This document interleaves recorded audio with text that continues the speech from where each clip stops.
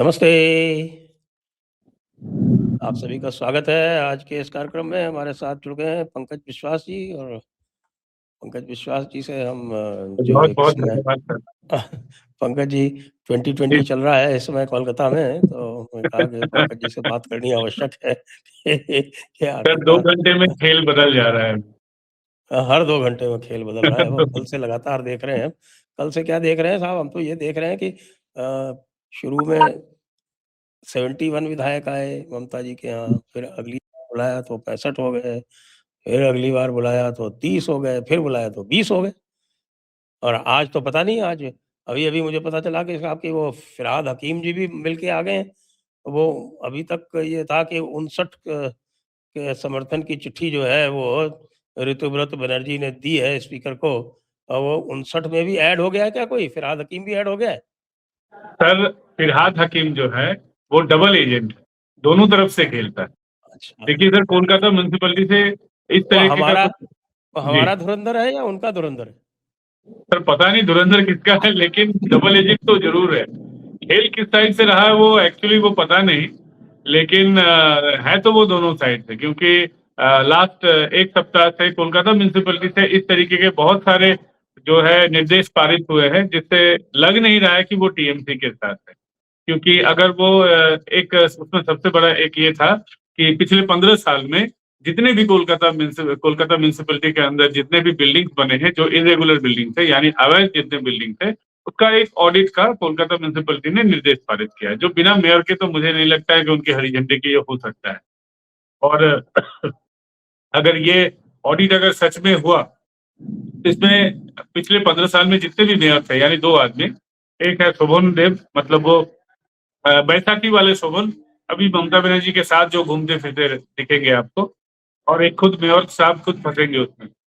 तो पता नहीं कौन सा एडजस्टमेंट है, या एडजस्टमेंट है भी या नहीं, लेकिन इस तरीके का अगर कुछ भी है तो बहुत सारे टीएमसी के लोग फंसेंगे। जितने म्युनिसिपैलिटी में काउंसिलर थे वो लोग फंसेंगे, मेयर जो 15 साल में 2 मेयर थे उनका फंसना जायज है इसमें। टीएमसी के जितने नेताओं का रिकमेंडेशन था, जिनके नेताओं ने जो बड़े-बड़े बिल्डिंग बनाए हैं, कम से कम 100 नेता हैं टीएमसी के जिनका बहुत सारा बिल्डिंग है, एवं एवं इल्लीगल बिल्डिंग भी है, तो बहुत लोगों का नाम उसमें आएगा। वो भी एक बहुत बड़ा स्कैम के रूप में आपको आने वाले दिनों में दिखेगा। जो जो इससे तो टीएमसी का ही मुँह काला होगा। तो मेयर साहब ने ऐसा क्यों किया मुझे पता नहीं। तो इसीलिए मैं कह रहा हूँ कि वो दोनों लग रहा है कि दोनों डबल एजेंट है, दोनों साइड से खेल रहे हैं। लेकिन ये जो 59 की लिस्ट है वो एग्ज़ैक्ट लिस्ट जी मेरे सर। पास नहीं है। अब वैसे तो 21 का नाम जानना ज़्यादा आसान है।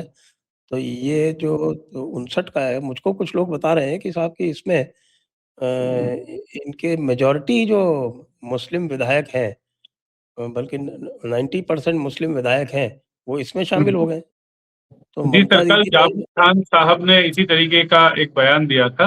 किसने? यहाँ एक जावेद खान, कस्बा के हाँ, विधायक। हाँ। ऐसे तो लार्जर कोलकाता में वो आता है, लेकिन एक्चुअली साउथ 24 परगना में आता है। जावेद खान टीएमसी के बहुत पुराने विधायक है, ममता के बहुत करीबी माने जाते थे, लेकिन अब तो कौन करीबी है और कौन करीबी नहीं है, ये समझ में नहीं आ रहा। क्योंकि जावेद खान ने कल बयान दिया था, वो कह रहे थे कि ममता बनर्जी को अगर लग रहा है कि मुसलमान 100% उनके साथ है, तो ये उनकी गलतफहमी है। उन्होंने जिस तरीके से पार्टी चलाया है और आज जी। जो हो रहा है वो तो एकदम इसी जायज दिख रहा है। क्योंकि उन्होंने सही तरीके से अगर पार्टी चलाया होता, सिर्फ अपने भतीजे को बचाने के लिए वो उन्होंने आज पार्टी को दांव पे लगा दिया। इस तरीके का बयान उन्होंने कल दिया था। तो कल ही वो क्लियर हो गया था कि जावेद खान एंड जितने भी मुस्लिम विधायक जो हैं, तो वो अब पलटी मारने वाले हैं। और सर मुसलमान विधायकों का क्या होता है कि वो मुसलमान विधायक हो या कोई भी हो, हमेशा वो सत्ता के साथ रहना चाहते हैं। जब सीपीएम थी तो हमने देखा था कि वो सीपीएम के साथ थे, और जब सत्ता का परिवर्तन एकदम क्लियर हो गया था 2008-9 के बाद, तो पूरा मुस्लिम वोट पूरी तरीके से टीएमसी की तरह शिफ्ट हो गया था।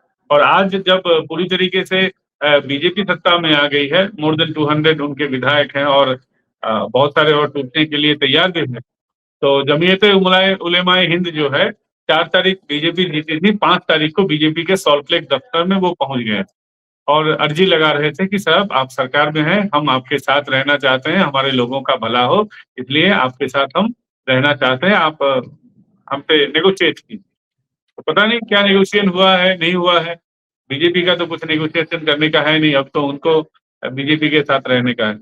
तो यही है कि उनके जितने भी लोग हैं सारे इधर आने के लिए तैयार हैं। लीडर ऑफ अपोजिशन अब सोचिए, ममता बनर्जी भी नहीं है, अभिषेक बनर्जी भी नहीं है, लेकिन और एक बनर्जी है जिसका नाम ऋतुव्रत बनर्जी।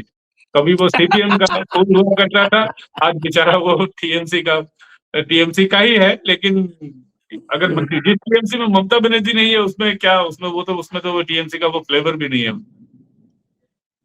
अभी तो कोई लोग कह रहा था कि साहब इसका नाम रखा जाएगा तृणमूल कांग्रेस मार्क्सिस्ट। और एक सर दे सकते हैं तृणमूल कांग्रेस एस, उसमें सुविधावादी। हाँ, लेकिन जी ये सब होने से इनके खिलाफ जो सबके खिलाफ जो केसेस वेसेस हैं वो तो कहीं पे भी कम होते या हटाते हुए दिख नहीं रहे हैं। वो तो पुराने विधायक जो हैं वो हारे हुए विधायक वैसे के वैसे, आज भी किसी विधायक को अरेस्ट कर लिया आप लोगों ने, और लोकतंत्र खतरे में है ऐसा राहुल गांधी जी भी कह रहे हैं, ममता बनर्जी तो कह ही रही हैं। ममता बनर्जी के कल का जो शो था वो उनको पता नहीं करना चाहिए था कि नहीं करना चाहिए था। जैसे कहते हैं ना, बंद बंद मुट्ठी लाख की, वो खुल गई तो खाक की। कल मेरे ख्याल से कोई 6-7 एमएलए थे और 4-5 एमपी थे उनके धरने में। सर, मुझे तो 3 एमपी दिखे, 6-7 विधायक तो मतलब बारी बारी से, हाँ 6-7 हो सकते हैं, और टोटल 100-150 आदमी होंगे, 100-150 में भी 30 पत्रकार ही थे, और बहुत छोटा सा एक जगह था, मतलब कितना होगा, 2-2.5 हजार स्क्वायर फीट का एक छोटा सा जगह पे उन लोगों ने प्रोग्राम किया है, और सामने भी ये सब आपके एस्प्लेनेड ट्राम स्टेशन के पास में किया है क्या? जी जी जी जी, वहां पे उन्होंने किया था, और इतनी छोटी जगह पे, मतलब सोचिए, जो ममता बनर्जी, मैंने सर खुद देखा है, ममता बनर्जी कहीं भी बिना बताए अगर चली जाती थी तो भी 10 मिनट में 2-3 हजार लोग इकट्ठा हो जाते थे। आज ये हालत है कि ममता बनर्जी जहाँ खड़ी होती है लोग वहां जाने से कतराते हैं। पूरा पूरा समा बदल गया। आज जहां लोगों को पता है कि वहां ममता है, या तो लोग गाली देने के लिए जाएंगे, वो हो सकता है, लेकिन कोई उनसे मिलने के लिए तो अब कोई जाने को तैयार नहीं हो रहा है।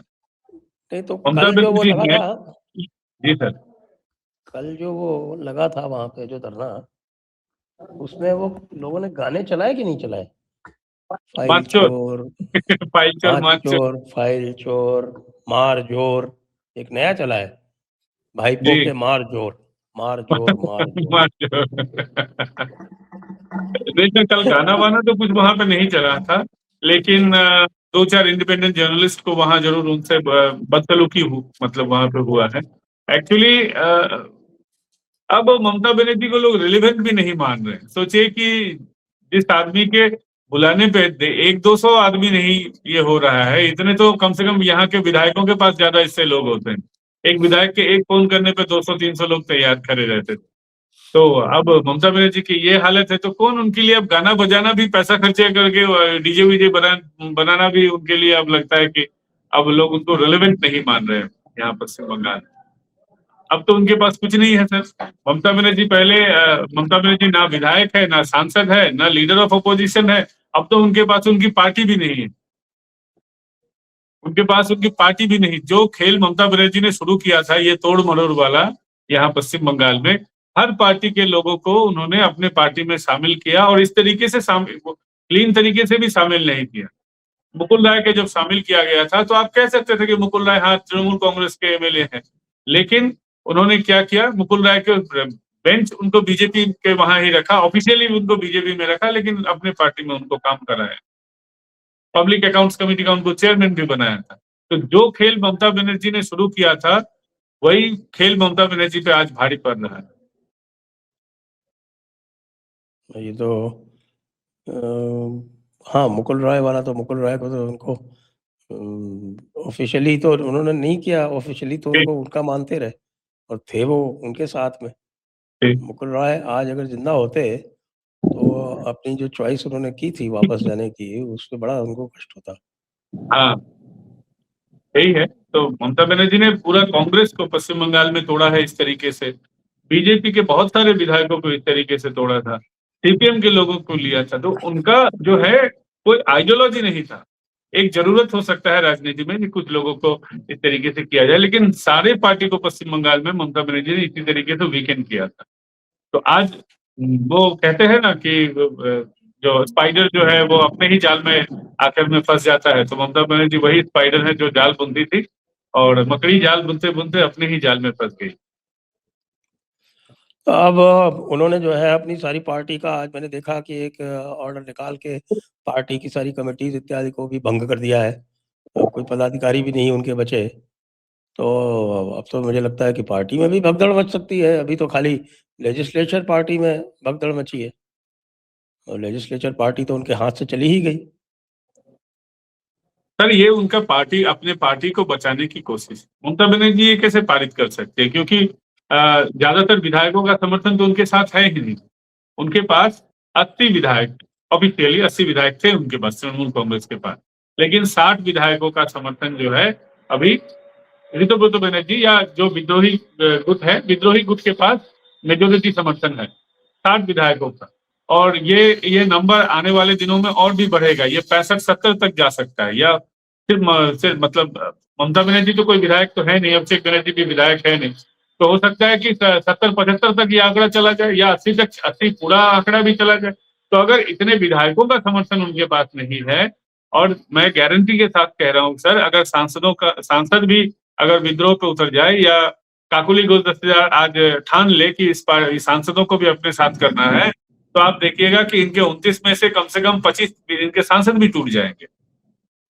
तो ममता बनर्जी के पास तो अभी समर्थन ही नहीं है। वो किस तरीके से, वो पार्टी की सुप्रीमो भी अभी नहीं बची है। अभी अगर ये विद्रोही कल मैंने देखा कि सायोनी घोष भी नहीं थी वहां और शत्रुघ्न सिन्हा भी नहीं थे, कीर्ति आजाद भी नहीं थे, और उनके जो बड़े बड़े और आपके ये मुर्शिदाबाद और मालदा वाले ये भी नहीं थे कोई। तो फिर था कौन साथ में? कुणाल घोष देखा था मैंने, मदन मित्रा थे, कुणाल घोष थे, और आपके शोभन देव चट्टोपाध्याय, ये 3 को तो मैंने ध्यान से पहचान लिया तुरंत ही। डायरेक्ट थे, कल्याण बनर्जी थे। हाँ, कल्याण बनर्जी, कल्याण बंदोपाध्याय तो थे जी। और कुणाल घोष बेहोश भी हुए। तो लेकिन वो जो पुराना जो नाटक चलता था वो आजकल किसी को इम्प्रेस नहीं कर रहा। सर कल भी वही पुराना नाटक आपने देखा होगा। कल्याण बनर्जी से पहले, एक दिन पहले वो बड़ी बड़ी सिर पे पट्टी बांधे हुए दिखे, लेकिन पता नहीं वो ट्रांसफॉर्मर है या क्या है, दूसरे किसी ग्रह से आए हैं। उनका पूरा जो है चोट एक ही दिन में ठीक हो गया, फिर एक ही दिन में उनका वो पट्टी भी वहां से गायब हो गया। फिर कल कुणाल घोष गर्मी से बेचारे बदतर हालत में वो फिर वहीं पे लुढ़क गए। लोगों ने उनको पानी वानी दिया, फिर उनको हॉस्पिटल में ले जाने की गुजारिश कर रहे थे, लेकिन ये उनका वो ये तबीयत खराब होने वाला जो पुराना नाटक है ये जम नहीं रहा है लोगों को। और ममता बनर्जी भी कल ज्यादा इंप्रेस नहीं थी। इनके ये जो नाटक कर रहे थे, इनके नाटक करने का मुझे लगता है कि पैसा कटेगा। इनका नाटक लोगों को ज्यादा भाया नहीं कल। और सायोनी बड़ी सयानी निकली। अभिषेक बनर्जी ने उनको बहुत कुछ दिया, मान दिया, सम्मान दिया, महिला युवा विंग का उनको अध्यक्ष बनाया पश्चिम बंगाल में, फिर भी सायोनी नहीं दिख रही। जितने उनके फिल्म आर्टिस्ट थे, जुग मालिया वगैरह, देव उनका सांसद है, दीपक अधिकारी देव, जितने भी उनके सेलिब्रिटी लोग हैं कोई नहीं दिख रहे हैं। इनको कीर्ति आजाद उनको बुलाया गया था, शत्रुघ्न सिन्हा को इन्होंने आसनसोल से एमपी बनाया, वो नहीं दिख रहे हैं।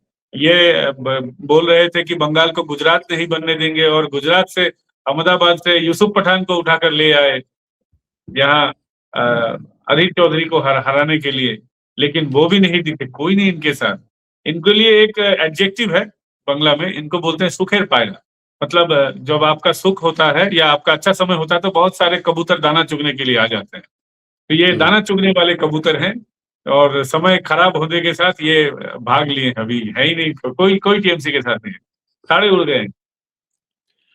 वो आपकी आवाज बीच में मेरे को, हमारी तरफ से कुछ इंटरनेट गड़बड़ हुआ था, तो एक वो सायोनी वाला मैं सुन नहीं पाया, क्या बोल रहे थे आप? सर मैंने बोला कि सायोनी बड़ी सयानी निकली। हाँ, क्या किया सायोनी उसने? बड़ी सयानी निकली।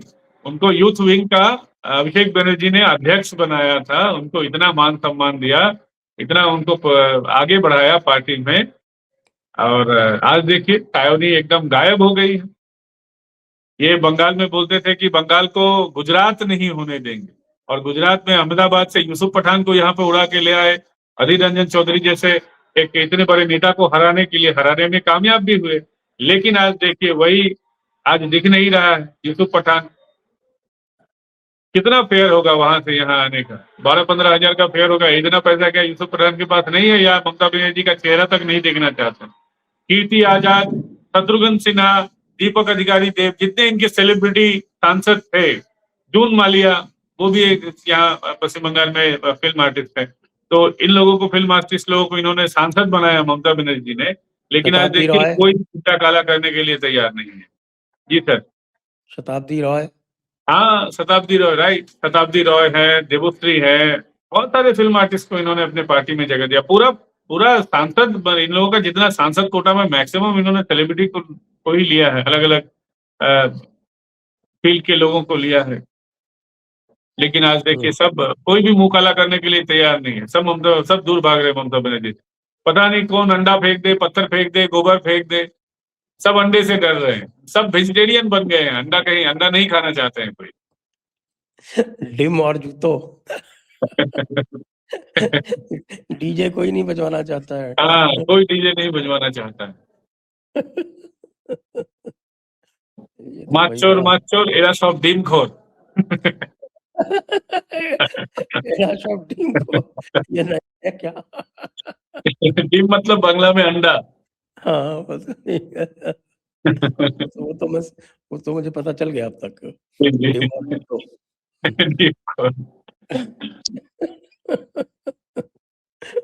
डीजे का जो नया कॉन्सेप्ट है उसका। जी, और जी। अभिषेक जी की तबीयत कैसी है? उनका कोई मेडिकल बुलेटिन जारी हो रहा है क्या? सर इतना ये वीक निकला, चुनाव से पहले ये सिटअप वगैरह कर रहा था, लोगों को अपना फिटनेस दिखा रहा था, और आज इसका फिटनेस देखिए, 2 अंडे पड़ते, और 2 अंडे और 1 गिट्टी, वो बड़ा वाला पत्थर भी नहीं, छोटा वाला। तो इतने में ही वो बेचारा, सर उसको भी तो सामने आना चाहिए था। अगर उसकी तबीयत भी खराब है, ममता बनर्जी की ख्वाबों में पांव भी एक बार ममता बनर्जी का टूटा था, जो चुनाव जीतते ही 2021 में वो एकदम खड़ी हो गई तुरंत। तो ममता बनर्जी भी दिखावे के लिए इस तरीके से कभी कभी बेहोश होती थी, कभी अपना दिखावे के लिए पांव तुड़वा लेती थी। तो ये दिखावे के लिए खून भी निकालती थी, उनके माथे से एक बार खून भी निकला था ना? हाँ हाँ हाँ, वो खून था या आलता था पता नहीं, लेकिन जो भी हो, दिखावे के लिए भी हो, तो ये भी दिखावे के लिए भी, अगर ये इसकी तबीयत खराब है, अगर सलाइन चढ़ा है, लोग बता रहे हैं कि वो सलाइन चढ़ाया हुआ है, तो अगर दिखावे के लिए भी है, अगर है इनका तबीयत खराब, तो कम से कम इनको उस व्हील चेयर पे भी तो सामने आना चाहिए था कि बुआ मैं तुम्हारे साथ हूँ, बुआ तुमने मुझे पार्टी का जनरल सेक्रेटरी बनाया, एक आंचलिक पार्टी का, एक लोकल पार्टी का सर्वभारतीय संपादक बनाया, तो कम से कम इस हिसाब से भी तो उसको सामने आना चाहिए था। दिखावे के लिए भी सलाइन लेते हुए कम से कम बेड पे ही सामने आता कि मैं उनके साथ हूँ। इतना नहीं हो पाया तो आज तो डिजिटल जमाना है, कम से कम एक फोन कॉल करके, वीडियो कॉल करके लोगों को बता सकता था कि मैं मानसिक रूप से आप लोगों के साथ हूँ। लेकिन देखिए घर में बेचारा अपना मुंह छिपाए बैठा हुआ है। मुझे लगता है कि सर अंडे खाने में बहुत सारे लोगों को एलर्जी हो जाती है, अंडा बहुत लोगों को सूट नहीं करता। अच्छा। तो मुझे लगता है कि उसको भी एलर्जी हो गया हो, वो खुजा रहा पता होगा। नहीं, मैं हम अंडा वंडा खाते नहीं, तो इसलिए पता नहीं है। आप बताइए, आपका क्या अनुभव है? सर होता है बहुत सारे लोगों को सी फूड से, कुछ लोगों को अंडे से एलर्जी हो जाता है। मुझे लगता है कि इसको एलर्जी हो गया होगा, ये अंडा नहीं खाता होगा तो इसको एलर्जी हो गया होगा, ये पूरा अपना देह खुजा रहा होगा घर में बैठ। ये तो हो सकता है। उसके बेचारे के आंख के नीचे भी पता नहीं क्या उसने लगा रखा है, जानबूझ के दिखाने के लिए कि उसकी आंख में चोट लग गई है। नहीं सर, वो रियली है। वो हुआ था क्या कि जब उसका एक्सीडेंट हुआ था, तो उसका जो ये स्कल का जो सामने वाला फोरहेड वाला पार्ट है, ये पूरा फूट गया था, और उसको सर्जरी करके फिर लगाना पड़ा था। और उसकी आंख जो है, वो आंख यहाँ पे देखिएगा, वो उसका आंख जो अपना नहीं है, वो आंख भी फूट गया था। फिर वो आँख उसको बोरो करना पड़ा था। वो आँख उसका अपना नहीं है, वो लिया हुआ बोरोड आई है उसका, दान में लिया हुआ है। तो अब आगे का क्या सिनेरियो बनेगा? अब ये अगर ये नई तृणमूल आ जाती है, जिसको कई लोग जो है मैं देख रहा था बांग्ला चैनल्स जो है वो जी। नूतन नूतन तृणमूल बोल रहे हैं। नতুन तृणमूल कांग्रेस। हाँ, तो ये नूतन सर, तृणमूल। नতুन तृणमूल कांग्रेस को शुरू किया था 2 लोगों ने। एक हम्म, है ममता बनर्जी के बहुत करीबी थे स्वर्ण कमल साहा, उनके सुपुत्र हैं ये संदीपन साहा। ये संदीपन हम्म, साहा अभी एंटाली से विधायक हैं। इससे पहले उनके पिताजी उसी केंद्र से, स्वर्ण कमल साहा उसी केंद्र से विधायक हुआ करते थे और ममता बनर्जी के काफी करीबी थे। और तृणमूल कांग्रेस जब 1998 में बना था, तो शुरुआती दिनों के ये भी नेता थे, कुछ मतलब 1-2 साल के बाद ही उसमें कांग्रेस से ये आ गए। तो बहुत पुराने नेता, पुराना फैमिली है इनका, पॉलिटिकल फैमिली है। तो संदीपन साहा और ऋतुव्रत बनर्जी, इन दोनों ने इस नতুन तृणमूल कांग्रेस की शुरुआत की थी। तो मुझे लगता है कि पार्टी का सुप्रीमो जो है वो संदीपन साहा को बनाना चाहिए, और लीडर ऑफ अपोजिशन जो ऋतुव्रत, वो तो है ही, वो सही है, क्योंकि इन दोनों ने पार्टी की शुरुआत की। तो एक एक लीडर ऑफ अपोजिशन बनेगा और एक पार्टी का सुप्रीमो बनेगा। हम्म, हालांकि और बहुत सारे पोस्ट की घोषणा हो गई है आज। उसमें से बहुत सारे अच्छे से नाम भी हैं, जैसे मुकुल रॉय के एक काफी करीबी दोस्त थी शिवली शाह। शिवली शाह को भी उस पार्टी में पद मिला है आज। हाँ, देखा आ, मैंने। हाँ हाँ, उपनेता शिवली शाह को उपनेता मिला का है, पद मिला है उनको। उपदल नेता मिला है उनको। और जावेद खान साहब, हम लोग बोलते हैं ना मुसलमान हमेशा ममता का काफी क्लोज है या उनका विश्वस्त है, अरे तो कोई उन्होंने विश्वास कहा था ना, नहीं, हमारे दूध देने वाली गाय है, हम इसकी दूध लात भी देने वाली खाएंगे। गाय। तो ये तो और दूध तो सबसे मिला बड़ी नहीं, बात लात है ही लात कि, मिल रही है। जी, सबसे बड़ी बात है कि इसमें मुसलमानों की अगर बात करें तो अकरुज्जमान सबीना जास्मिन जैसे एक्स जो मंत्री हैं ममता बनर्जी के, पिछली सरकार के मंत्री जो है, वो भी उसमें शामिल हुए। यही तो बात हो रही थी, वो धीरेन्द्र जी से बात हो रही थी मेरी, जी। और वो यही बात कर रहे थे कि साहब की कितने बेवकूफ़ लोग हैं ये, कि ये सोचते हैं कि ये मुसलमानों को यूज़ कर लेंगे। मुसलमान हमेशा दूसरों को यूज़ करता है, खुद यूज़ नहीं होता है। और इन्होंने जितने दिन ममता का यूज़ करना था उतना कर लिया, और जहाँ देखा कि ममता के सितारे गर्दिश में, वहाँ छोड़ के भाग गए। जी, अब देखने वाली एकदम। बात ये है कि वो 21 कौन हैं या वो 20 कौन हैं जो अभी भी साथ में हैं? सर, ये वही 20 है जो आगे 21 होंगे। जो भी अभी सामने नहीं आ रहा है, हो सकता है कि इतने दिन से ममता बनर्जी का नमक खाया है, उस नमक का हक अदा कर रहे हैं, हो सकता है। जैसे कुणाल घोष अभी नहीं जाना चाहेगा, या कुछ और लोग हैं नहीं जाना चाहेंगे। लेकिन आने वाले दिनों में इनके भी, जब इनका भी सितारा गर्दिश में आएगा तो ये भी भाग जाएंगे, क्योंकि ये भी लोग बहुत धूत के धुले हुए टाइप के लोग नहीं है, जिस तरीके से कुणाल घोष है। या सांसदों में अगर देख लें तो कल्याण बनर्जी जैसे लोग हैं, डेरेक ओब्रायन जैसे लोग हैं, या दूसरा कोई भी है, सौगतो राय है। तो कोई दूध का धुला नहीं है, सबके ऊपर कुछ न कुछ है। जब उनके ऊपर आफत आएगी, उनके ऊपर गाज गिरेगा जब, तब वो भी भग लेंगे। अभी थोड़ा सोच रहे हैं क्या लोग क्या सोचेंगे।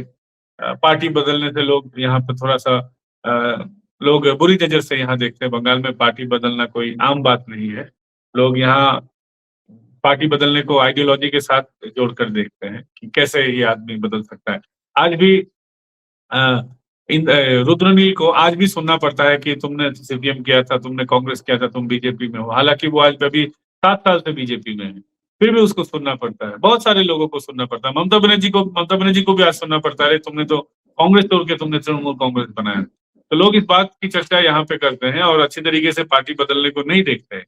तो इसीलिए लग रहा है कि ये, और हो सकता है कि ये भी हो कि इन लोगों को थोड़ा सा विश्वास होगा कि आज नहीं तो कल फिर ममता बनर्जी का सितारा घूमेगा। ममता बनर्जी एक फाइटर लीडर है, ऐसा वो तो मानते हैं या सोचते हैं। इसलिए हो सकता है कुछ दिनों तक, जब उनका सपना टूटेगा तो फिर वो इधर आ जाएंगे। हाँ, दिक्कत तो है निश्चित रूप से। और ये भी देख रहे हैं कि जो शुभेंदु अधिकारी ने जिस तरह से अपना एजेंडा लागू करना शुरू किया है, उससे भी जी। पब्लिक जो है वो काफ़ी फ़ेवर में जिताया तो है ही, लेकिन जिताने जी। के बाद में जिन लोगों ने शायद वोट नहीं भी दिए होंगे, वो भी अब शुभेंदु अधिकारी के फ़ेवर में आ रहे हैं। उन्होंने अपने सारे काम लगभग शुरू कर दिए। आज वो अन्नपूर्णा योजना का भी का काम चालू करा दिया जी। और आयुष्मान योजना का भी काम जो है वो अनाउंस कर दिया कि आयुष्मान योजना भी लागू हो जाएगी। अ, अन्नपूर्णा योजना के पैसे भी आज चले गए करीब 28 लाख लोगों को और ऊपर से जो बदमाशियाँ की थी तृणमूल ने और तृणमूल वालों ने वो रोज़ की रोज़ जो है वो निकल के आ रही हैं। कभी किसी कॉलेज में आ रही हैं, तो कभी किसी काउंसलर वाली आ रही हैं और सबसे मज़े की बात ये है कि ये मैंने पूरे देश के इतिहास में पहली बार देखा कि लोग जो है वो कैंप लगा-लगा के कट मनी वापस कर रहे हैं। तो बंगाल का फ्लेवर सब हमेशा यहाँ का पॉलिटिकल फ्लेवर थोड़ा अलग होता है। यहाँ तो दूसरे तरीके से राजनीति होता है यहाँ। ये बात तो एकदम सच है कि शुभेंदु अधिकारी जी जिस स्पीड से काम कर रहे हैं, वो काबिले तारीफ है। क्योंकि 1 महीने में जो काम हुआ है, वो 1 साल का लगभग का काम है। उन्होंने 1 महीने में ही करके दिखाया। और ममता बनर्जी 15 साल से बीएसएफ को ज़मीन नहीं दे रही थी। वो काम भी धड़ल्ले से हो रहा है। बीएसएफ भी एकदम मुस्तैदी से वहाँ ज़बरदस्त काम कर रहे हैं। वहाँ बीजेपी का बहुत ज़्यादा प्रतिरोध है। एकदम बंदूक तान के खड़े हैं। वहाँ वहाँ लोगों को वापस भी नहीं ले रहे हैं, फिर भी वो काम जारी है। बीएसएफ भी वहाँ पे काम कर रही है। सरकार का सपोर्ट है, इसलिए सारे जो एजेंसीज़ है वो अपना काम कर पा रही है। शुभेंदु अधिकारी भी जितना भी उनका वादा था, चुनावी वादा, ताकि लोग ये ना बोलना शुरू कर दें कि बीजेपी एक जुमला पार्टी है, बीजेपी तो जुमला देती है। इसलिए उन्होंने क्या किया है कि एकदम पावर में आते ही उन कामों की शुरुआत कर दी। जैसे सबसे बड़ा एक एजेंडा जैसे आपने बताया अन्नपूर्णा भंडार का, वो काम शुरू हो गया है। आयुष्मान भारत को हरी झंडी दिया गया है। फिर महिलाओं के लिए पूरा जितना भी सरकारी बस है, लोकल और जितने दूर-दराज के भी बस है, हर बस में, ऐसा नहीं कि सिर्फ लोकल बस फ्री है।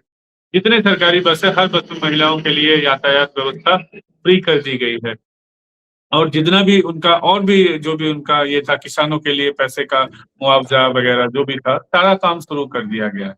और मुख्यमंत्री जी जनता दरबार लगा रहे हैं ताकि लोगों का जो समस्या है, वो लोगों की समस्याओं को वो सुन सकें। तो इस तरीके से जो है वो काम हो रहा है यहाँ।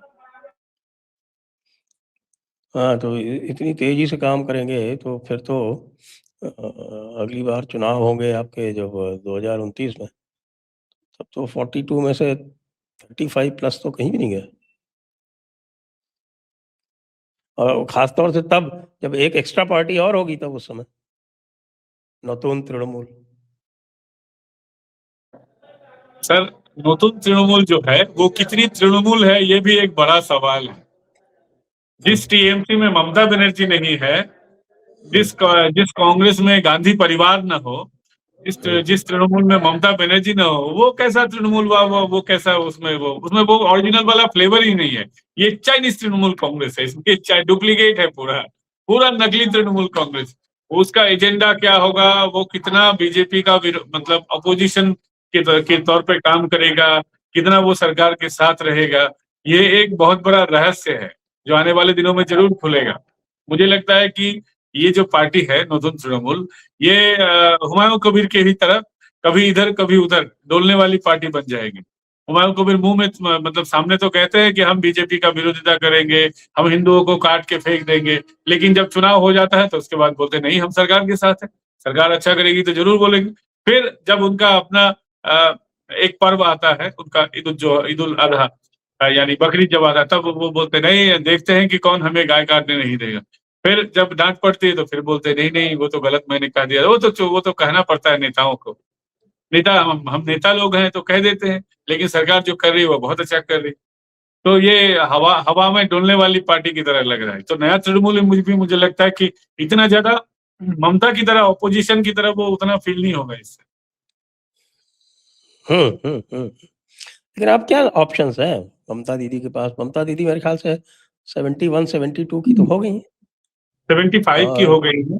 और सबसे अच्छा हुँ। ऑप्शन है सर काशी। काशी में अगर वो चली जाएँ तीर्थ यात्रा के लिए या कहीं भी चली जाएँ, वो जिस धर्म को मानती हैं, हो सकता है कि वो इस्लाम को मानती हो, तो अगर अलाउड हो मदीना में जाना तो अलाउड हो गया है, मक्का में अभी नहीं है। हालांकि मदीना में जो मदीना शरीफ उनका जो ये है स्ट्रक्चर है, रिलीजियस स्ट्रक्चर, वहां जाना अलाउ नहीं है, लेकिन जाना अलाउ है। तो वो जिस धर्म को मानती हो वो उस धर्म की तीर्थ यात्रा के लिए वो जा सकती है, हमें कोई आपत्ति नहीं है। बड़ी विचित्र बात है।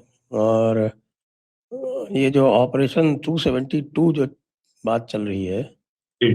जिसमें ये चल रहा है कि साहब की बहुत सारे सांसद टूट के मिल जाएंगे। आपने उल्लेख किया ही कौकली घोष दस्तीदार का। मैं बस ये जानना चाहता हूँ कि राजदीप सरदेसाई जो हैं, वो अब बीजेपी का समर्थन आरंभ करेंगे या नहीं करेंगे? सर, उनके चैनल पे ऐड थोड़ा दिलवा देते तो अच्छा होता। सर, उनके ममता चैनल तो पे स्वतः ऐड पेश कर रही तो अरुण पुरी के लिए जाएगा, सागरिका घोष को क्या मिलेगा, ये प्रश्न है। सर, सागरिका घोष तो लेकिन ये सांसद है, एक बात तो है, सैलरी तो मिल ही रही है। सागरिका घोष और सायोनी घोष, ये जो 2 घोष द्वय हैं, एक घोष, एक जी। तारिका और एक संपादिका, हाँ। इन दोनों से हिंदुत्व वालों को घोर आपत्ति है। ये एक समस्या है।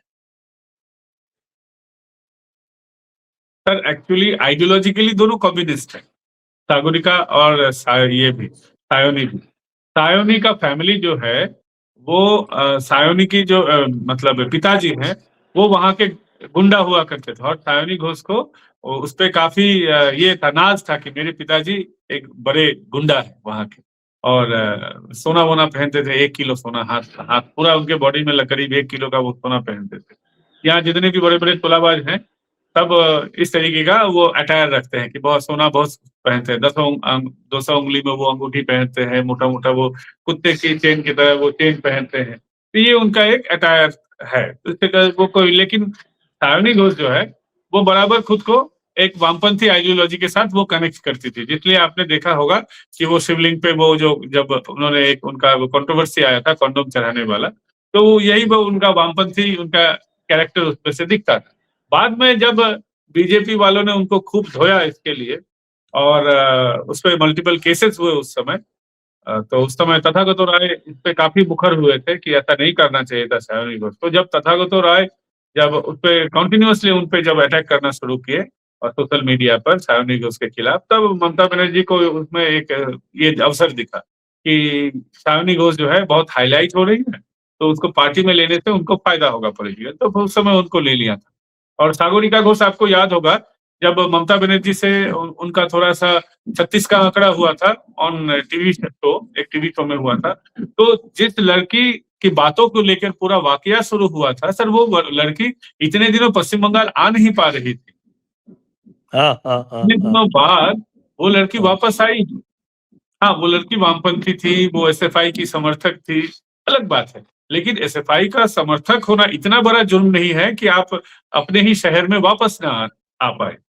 एसएफआई होना में जुर्म हो सकता है, आइडियोलॉजी खराब हो सकता है, लेकिन इतना बड़ा क्राइम नहीं है कि उसको राज्य में ही घुसने ना दिया जाए। तो ममता बनर्जी ने ये हालत कर दिया था, सागरिका को ले लिया था, लेकिन उस लड़की को घर नहीं वापस आने दिया गया था। तान्या तो नाम था शायद उसका, तान्या तान्या भारद्वाज। हाँ, ये हालत थी।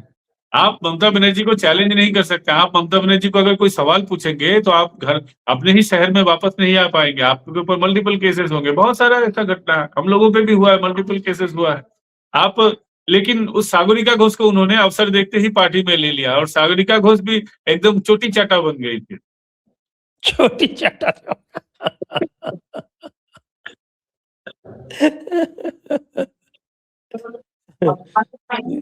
ये छोटी चाटा वाले आपके यहाँ जो ये नए नए थोड़ा सा हमें इस पे भी बताएं कि ये जो क्रिएटिविटी जो अचानक ये डीजे वाली जो क्रिएटिविटी आ रही है, नए नए सॉन्ग्स आ रहे हैं आपके यहाँ, हाँ। ये क्या 15 साल में जो क्रिएटिविटी दबा के रखी गई थी, वो अचानक जो है वो प्रेशर हट जाने से और ये अचानक जो है वो प्रस्फुटित हो गई है पूरी तरह से? क्योंकि रोज़ कोई न कोई नया गाना हमको सुनने को मिल जाता है। सर, एक्चुअली बंगाल जो है ये इसमें कल्चर हम लोगों में जो है संस्कृति कूट कूट के भरा हुआ है।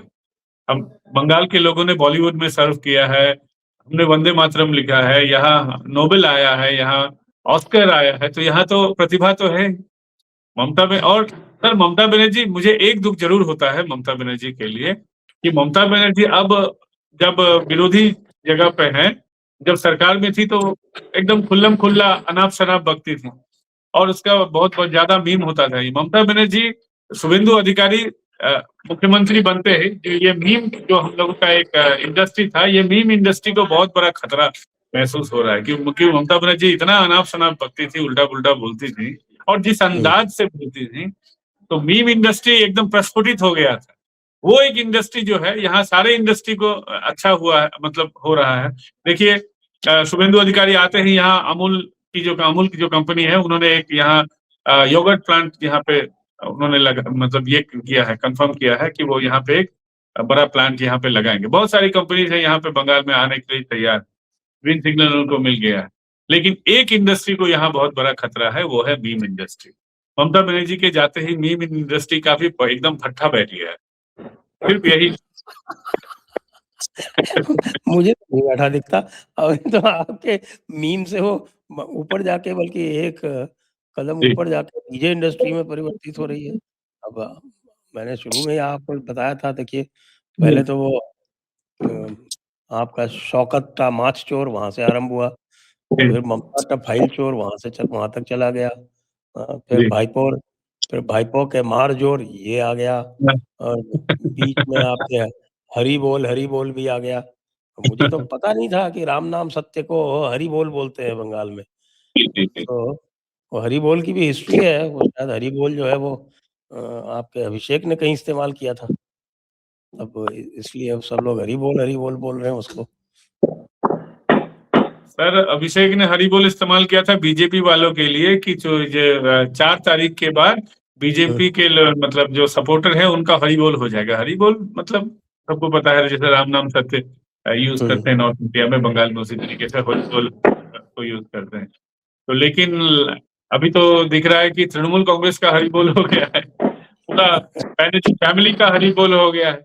सबसे बड़ी बात है कि ममता बनर्जी के जो भाई हैं, एक है बाबुन बनर्जी और एक है कार्तिक बनर्जी। ये बाबुन कार्तिक जो है, ये भी ममता बनर्जी से नाराज दिख रहे हैं। हालांकि भाई और बहन में तो बहुत दिनों से ये इनका 36 का आंकड़ा था, ये बात तो सच है, क्योंकि कार्तिक बाबुन दोनों चाह रहे थे कि 2024 में कि मेरी बहन मुख्यमंत्री है, मेरा एक जो है फैमिली का ऑल इंडिया जनरल सेक्रेटरी है, तो हम भाई लोग, 2 भाई हैं ममता के, प्यारे प्यारे 2 भाई, इनको पार्टी में क्यों नहीं जगह मिलेगा। तो दोनों ममता से बहुत मतलब ये किए थे, ममता बनर्जी को बहुत उनके पांव पकड़े थे कि दीदी दीदी मुझे ये दिलवा दो, पार्टी में सांसद ही दिलवा दो, प्रत्याशी बना दो। उसमें से जो कार्तिक बनर्जी है वो हावड़ा से लड़ने के लिए एकदम ओपनली उसने ये भी कर दिया था कि मैं हावड़ा से लड़ना चाहता हूँ, उसने घोषणा भी कर दिया था और ये भी बताया था कि मुझे लगता है कि दीदी मान जाएगी, लेकिन दीदी आखिर तक तो नहीं मानी। और उसने जो हावड़ा से प्रत्याशी की तरह प्रत्याशी होने का जो उसने दावा जो ठोका था मीडिया पे, उससे दीदी काफी नाराज हो गई। तो दोनों भाई जो है, ये भाई भी ममता से अभी नाराज चल रहे हैं। हो सकता है कि ये नोधुन तृणमूल में इनका भी इंक्लूजन हो जाए, ममता बनर्जी का भाई लोग भी अब भाग जाएंगे, उनके साथ लगता है उनके परिवार में भी जो है वो दरार हो जाएगी। तो हाँ,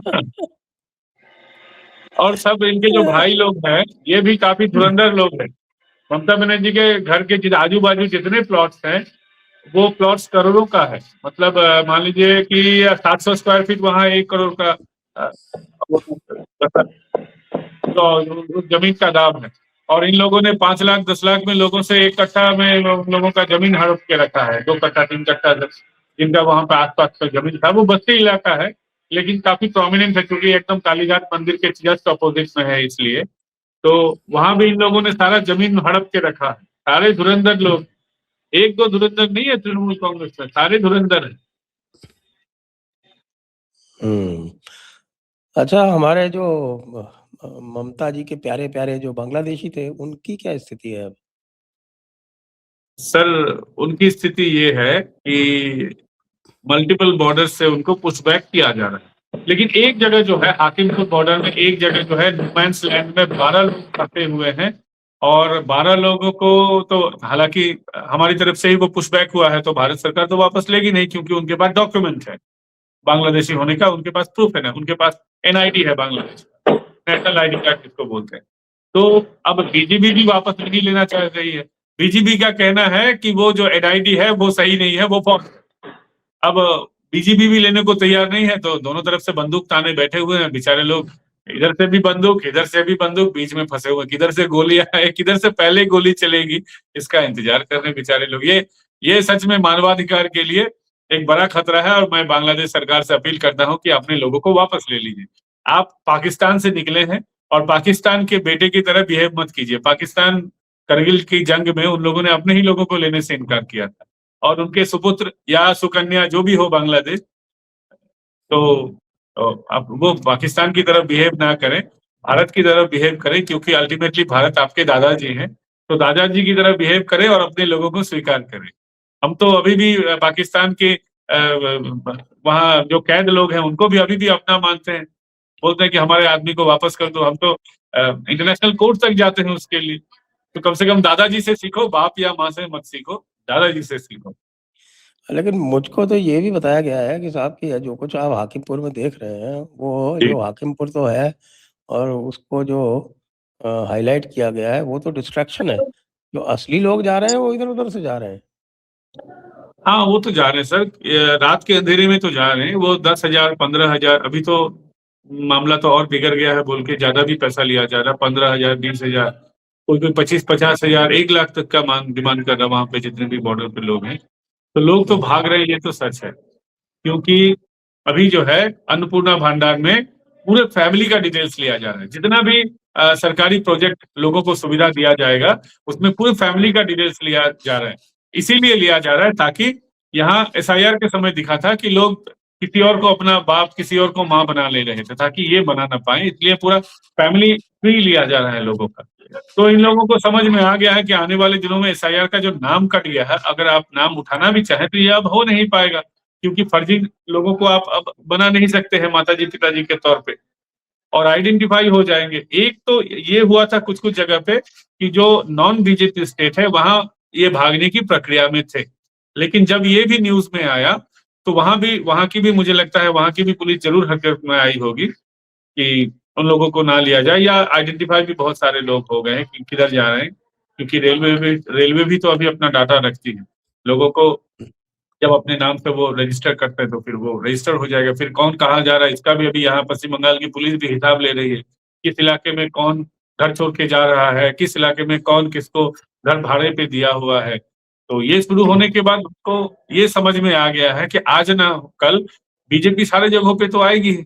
क्योंकि अगर पश्चिम बंगाल में 30% मुसलमान होने के बाद, और स्कैटर्ड हर जगह पे मुसलमानों की आबादी थी, बहुत सारे जिलों में उनकी आबादी है, फिर भी अगर बीजेपी आ सकती है, तो जहां मुसलमान कम है अदर राज्य में, वहां जस्ट आइडियोलॉजी की वजह से थोड़ा अगर इशू भी है, तो वहां भी आज न कल बीजेपी आएगी। तो भारत में कोई भी जगह इनके लिए अब सुरक्षित नहीं है। अब कोई बेचारे कश्मीर भी जाए तो जाए कैसे? इनके लिए कश्मीर सुरक्षित था, केरल सुरक्षित था, अब मुझे नहीं लगता है कि वो जगह भी इनको मेंटली सुरक्षित लग रहा होगा। जब तक मोदी है तब तक तो वापस आने का कोई उनको ये नहीं दिख रहा होगा। और फिर बॉर्डर सील हो जाने के बाद बेचारे आएंगे कैसे? बॉर्डर सील हो जाना उनके लिए और एक बड़ी परेशानी का सबब है, क्योंकि बॉर्डर खुला था तो वो आते जाते रहते थे। जो लोग यहाँ रहते भी थे वो भी बीच बीच में, वहां पे उनका घर बार है, फैमिली है, तो बीच बीच में उनको वहां जाना पड़ता था, तो वहां पार हो जा रहे थे। अब जब फेंसिंग हो जाएगा तो बेचारा जाएंगे कहाँ से? फेंसिंग तो सिर्फ फेंसिंग नहीं होगा, फेंसिंग को और वहां पे आधुनिकीकरण होगा, वहां पे ड्रोन सर्विलेंस होगा, बीएसएफ सर्विलेंस बढ़ाएगी, मैनुअली भी सर्विलेंस रहेगा और ऑटोमेटिक भी, जितने भी भारत ने उसको एडवांस किया जा रहा है उस तरीके से होगा जिस तरीके से पाकिस्तान के बॉर्डर में होता है। तो उसके बाद तो ये लोग आवाजाही करना इनका बंद हो जाएगा। इस डर से भी वो चले जा रहे हैं कि अगर यहाँ रह भी जाएंगे तो यहाँ फंस जाएंगे फिर कैसे? इसलिए बहुत सारे जगहों से ये जो है वो लोग भागने की फिराक में। नहीं, मुझे बताया किसी ने कि वो इच्छामती की खूब क्रॉसिंग हो रही है इस समय।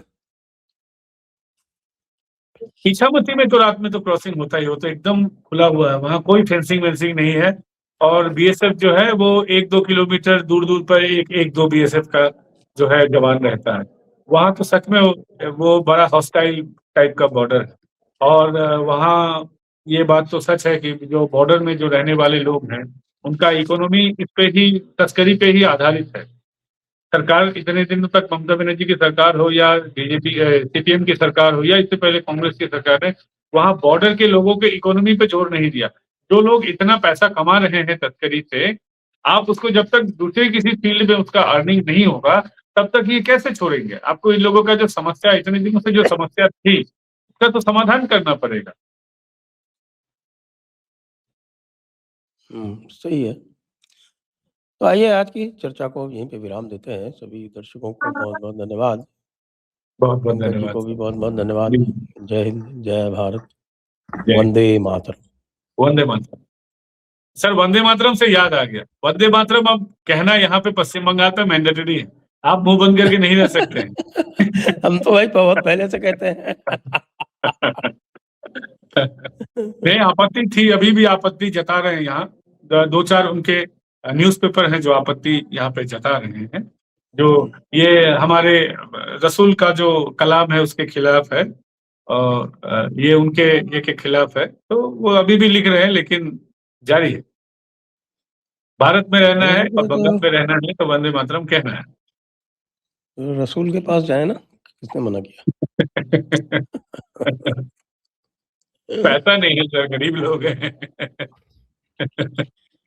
नहीं हम तो वो कर देंगे, क्या बोलते हैं, क्राउड फंडिंग कर देंगे अगर बाहर जाने के लिए उत्सुक हो तो। नहीं सर, उनको दारुल हज को दारुल इस्लाम करना है, उनका ये है, ये भी रसूल का ऑर्डर है। ये तो लड़ाई की जमीन है। भगवान ने तो भगवान ने सॉरी, अल्लाह ने तो मुसलमान ही पैदा किया था, बाद में लोग सब कन्वर्ट हो गए, बाद में लोग मुशरिक हो गए, मुर्ताद हो गए हाँ, बाद में ये सब हमारे बुत परस्त बन गए। भगवान ने ये तो वो हमारे कास्ट ही पैदा किया था। हज़रत ओवैसी का कलाम है ये वैसे।